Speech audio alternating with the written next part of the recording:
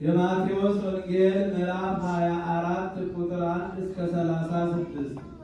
ኢየሱስም ከመቅደስ ወጥቶ ሄደ። ደቀ መዛሙርቱም የመቅደሱን ግንቦች ሊያሳዩት ቀረቡ። እሱ ግን መልሶ ይህን ሁሉ ታያላችሁን? እውነት እላችኋለሁ ድንጋይ በድንጋይ ላይ ሳይፈርስ በዚህ አይቀርም አላቸው።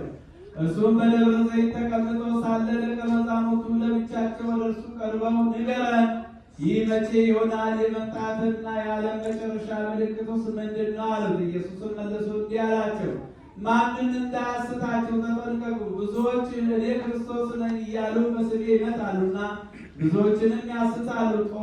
የጦርንም ወሬ ትሰሙ ዘንድ አላችሁ። ይህ ሊሆን ግድ ነውና ተጠበቁ፣ አትደንግጡ። ዳሩ ግን መጨረሻው ገና ነው።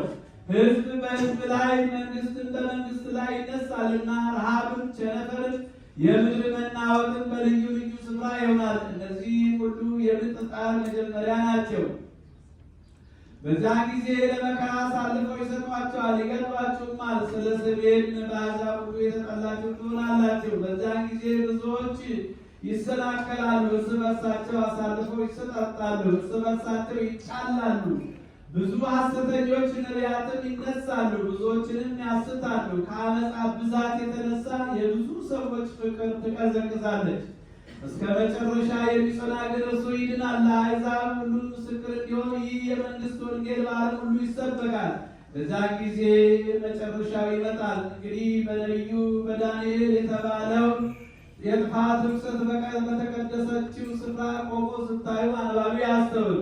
በዛን ጊዜ በይሁዳ ያሉት ወደ ተራሮች ይሽሹ። በሰገነትም ያለ በቤቱ ያለውን ሊወስድ አይውረድ።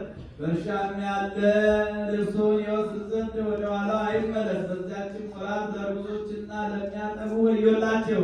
ነገር ግን ሽሽታችሁ በዕረፍት ወይም በሰንበት እንዳይሆን ጸልዩ። በዛን ጊዜ ከዓለም መጀመሪያ ጀምሮ እስከ ዛሬ ድረስ ያልሆነ እንግዲህም ከቶ የማይሆን ታላቅ መከራ ይሆናልና እነዚያ ቀኖችስ ባያጥሩ ሥጋ የለበሰ ሁሉ ባልዳነም ነበር። ነገር ግን እነዚያ ቀኖች ስለተመረጡት ሰዎች ያጥራሉ። በዚያን ጊዜ ማንም እነሆ ክርስቶስ ከዚህ አለ ወይም ከዚያ አለ ቢላችሁ አትመኑ። ሐሰተኞች ክርስቶሶችና ሐሰተኞች ነቢያት ይነሳሉና ቢቻላቸውስ የተመረጡትን እንኳን እስኪያስቱ ድረስ ታላላቅ ምልክትና ድንቅ ያሳያሉ። እነሆ አስቀድሜ ነገርኳችሁ። እንግዲህ እነሆ በበረሃ ነው ቢሏችሁ አትውጡ፣ እነሆ በእልፍኝ ነው ቢሏችሁ አትመኑ። መብረቅ ከምሥራቅ ወጥቶ እስከ ምዕራብ እንደሚታይ የሰው ልጅ መምጣት እንዲሁ ይሆናልና በርን ወዳለበት በዚያ አሞራዎች ይሰበሰባሉ። ከዚያችም ወራት መከራ በኋላ ወዲያው ፀሐይ ይጨልማል፣ ጨረቃም ብርሃኗን አትሰጥም፣ ከዋክብትም ከሰማይ ይወድቃሉ፣ የሰማያትም ኃይላት ይናወጣሉ። በዛን ጊዜ የሰው ልጅ ምልክት በሰማይ ይታያል። በዛን ጊዜ የምድር ወገኖች ሁሉ ዋይ ዋይ ይላሉ። የሰው ልጅንም በኃይልና በብዙ ክብር በሰማይ ደመና ሲመጣ ያዩታል። መላእክቱን ከታላቅ መለከት ድምፅ ጋር ይልካቸዋል። ከሰማያትም ዳርቻ እስከ ዳርቻው ከአራቱም ነፋሳት ለእርሱ የተመረጡትን ይሰበሰባሉ። ምሳሌውን ከበለስ ተማሩ። ጫፏ ሲለሰልስ ቅጠሏም ሲያቆጠቁጥ ያን ጊዜ በጋ እንደቀረበ ታውቃላችሁ። እንዲሁም እናንተ ደግሞ ይህን ሁሉ ስታዩ በደጅ እንደቀረበ ወቁ። እውነት እላችኋለሁ ይህ ሁሉ እስኪሆን ድረስ ይህ ትውልድ አያልፍም። ሰማይና ምድር ያልፋል፣ ቃሌ ግን አያልፍም አለ። ስለዚያችን ቀንና ስለዚያችን ሰዓት ግን ከአባት ብቻ በቀር የሰማይ መላእክትም ቢሆኑ ልጅም ቢሆን የሚያውቅ የለም።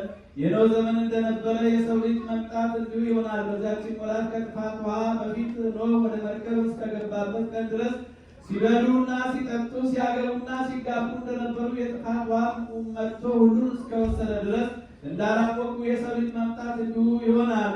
በዛን ጊዜ ሁለት ሰዎች በእርሻ ይሆናሉ፣ አንዱም ይወሰዳል፣ አንዱም ይቀራል። ሁለት ሴቶችን በወፍጮ ይፈጫሉ፣ አንዲቱም ትወሰዳለች፣ አንዲቱም ትቀራለች። ጌታችሁ በምን ሰዓት እንዲመጣ አታውቁምና እንግዲህ ንቁ፣ ያን ጊዜ ወቁ። ባለቤት ከሌሊቱ በየትኛው ክፍል ሌባ እንዲመጣ ቢያውቅ ኖሮ በነቃ ቤቱ ሊቆፈር ባልተወም ነበር። ስለዚህም እናንተ ተዘጋጅታችሁ ኑሩ፣ የሰው ልጅ በማታስቡበት ሰዓት ይመጣልና። እንኪያስ ምግባቸውን በየጊዜው ይሰጣቸው ዘንድ ጌታው በቤተሰቦች ላይ